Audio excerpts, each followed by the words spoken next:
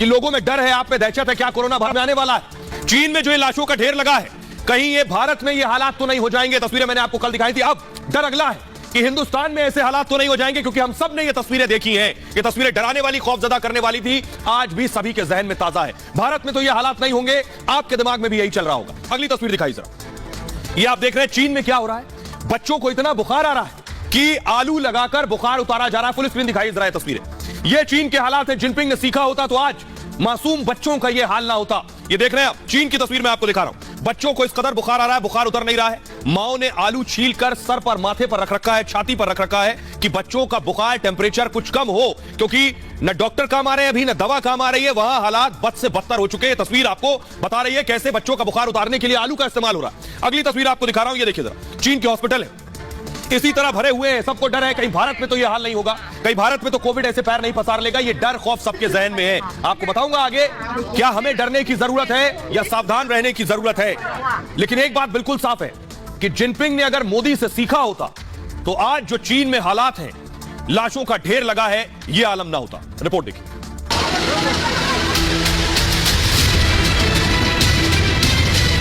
Jinping Modi से कुछ सीख पाते तो चीन में लाशों का अंबार न लगा होता। जिनपिंग मोदी की तरह कोरोना से लड़े होते तो चीन के शमशान शवों से आज न पटे होते। चीन भारत की तरह तैयारी करता तो आज मौत के वायरस से लड़ने के लायक होता। तो मोदी ने क्या किया जो जिनपिंग नहीं कर पाए? मोदी ने वो किया जो दुनिया का कोई नेता नहीं कर पाया। जब हिंदुस्तान में कोरोना से आतंक फैल रहा था, मोदी के विरोधी मोदी के थाली बजाने का मजाक उड़ा रहे थे, तो मोदी पूरे देश को एकजुट कर रहे थे। मोदी थाली बजाकर सबको एक सूत्र में बांध रहे थे। बस यही काम जिनपिंग ने तानाशाही के जरिए करने की कोशिश की और चीन में बवाल हो गया। मोदी ने इस आपदा में अवसर खोजा और देश के पूरे हेल्थ सिस्टम को मजबूत करने की ठानी। आपदा बहुत बड़ी है, लेकिन आपदा को अवसर में बदलना ही मानव जीवन की विशेषता है। जब दुनिया की स्वास्थ्य सेवाएं बैठ गई थी, तब देश के कोरोना वॉरियर्स के उत्साह को बरकरार रखने के लिए मोदी के साथ पूरा देश दिया जला रहा था। तब भी विरोधी हंस रहे थे। बस जिनपिंग यही नहीं कर पाए और पूरा हेल्थ सिस्टम चीन में आज बैठ गया है। अर्थव्यवस्था के चौपट होने के डर के बावजूद मोदी के लिए देश और देश के लोग प्राथमिकता थे। जिनपिंग के लिए आज अर्थव्यवस्था पहले है, इसलिए जिनपिंग ने कह दिया है जो मरता है उसे मरने दो।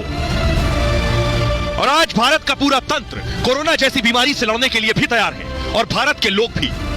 चीन में हालात क्या है, तस्वीरें देखिए। पहली तस्वीर दिखाई, एक पिता को आप देख रहे हैं, घुटनों के बल एक पिता बैठा है, गिड़गिड़ा रहा है अपनी औलाद के लिए कि उसकी औलाद को बचा लीजिए। एक पिता को आप देख रहे हैं, गिड़गिड़ा रहा है, स्वास्थ्यकर्मी कुछ नहीं कर सकते, पिता रो रहा है, उसके बच्चे को बचा लीजिए, अपील कर रहा है। फुल स्क्रीन लीजिए जरा, एम्बियंस बढ़ाइए, देखिए कैसे रो रहा है पिता।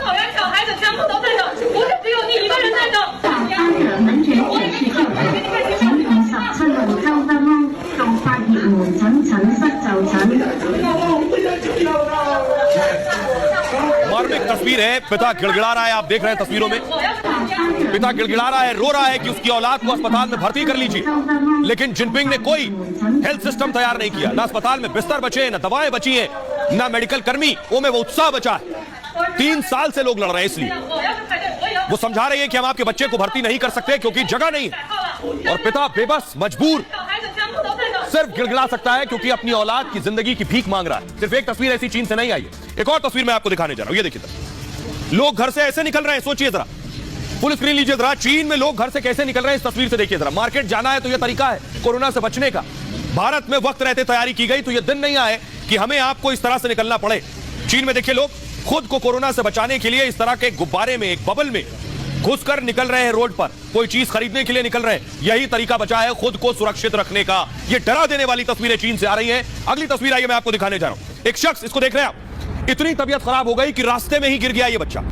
रास्ते में गिर गया, फोन कर रहा है किसी को, बता रहा है कि वो चलने की स्थिति में नहीं है, गिड़गिड़ा रहा है, बुला रहा है, पुकार रहा है कि कोई आकर मदद करे। फुल स्क्रीन लीजिए जरा तस्वीरें, सोचिए क्या आलम होगा। गाड़ी चलाते चलाते ये हाल हो गया कि आगे एक्सीलेटर बढ़ाने की स्थिति में नहीं है। और रास्ते में ही बीच रोड पर यह बच्चा गिर गया है, बिलख रहा है, रो रहा है। किसी अपने को कॉल लगाया है कि कोई आकर बचा ले। देखिए स्कूटी से भी सामान सारा निकलकर बाहर गिर गया है। किसी को फोन कर रहा है कि फौरन आकर बचाओ, लेकिन बात करने की भी हालत में नहीं है, बात भी नहीं कर पा रहा है और आंसू पोंछ रहा है। देखिए जरा, अपने आंसू पोंछ रहा है और उसके बाद फोन को अपनी छाती पर रख लेता है। ये डरा देने वाले, खौफजदा कर देने वाले चीन के हालात हैं। अब आइए मैं आपको बताता हूं क्या ये हाल पूरी दुनिया के 2023 में होंगे। नया साल फिर से इस तरह से वेलकम करेगा। चीन में हालात क्या है देखिए जरा। सबसे पहले ये हालात है, ये तस्वीरें डरा रही हैं। बिस्तरों में जगह नहीं बची, जमीन और फर्श पटी पड़े हैं मरीजों से। चीन में दरअसल BF.7 वेरिएंट बेहद खतरनाक है और WHO वर्ल्ड हेल्थ ऑर्गेनाइजेशन ने इसे सबसे तेजी से फैलने वाला वेरिएंट बताया है। वैक्सीन से बनी एंटीबॉडी को भी चकमा दे रहा है ये नया वेरिएंट। ओमिक्रॉन वेरिएंट से कहीं ज्यादा घातक है ये BF। और चीन के अस्पतालों में जगह नहीं बची है। वो इस तस्वीर से आप अंदाजा लगा सकते हैं, हर अस्पताल का यही आलम। चीन में दवाएं तक खत्म हो चुकी हैं, मरीजों को दवा नहीं मिल रही। जिनपिंग ने वक्त रहते यह सिस्टम खड़ा नहीं किया। साथ ही कोरोना केस चीन में घंटों में 2 गुने हो रहे हैं। कल भी मैंने आपको बताया इतनी तेजी से बढ़ रहे हैं कि हर घंटे डबल हो रहे हैं। कोरोना मरीज, एक मरीज 16 लोगों को इंफेक्ट कर रहा है, संक्रमित कर रहा है। चीन में 80 करोड़ लोग कोरोना संक्रमित हो सकते हैं। 140 करोड़ की आबादी है, 80 करोड़ संक्रमित हो सकते हैं। 90 दिन में चीन की 60% आबादी संक्रमित होगी, यानी अगले 3 महीने में 80 करोड़ लोगों को कोरोना हो जाएगा।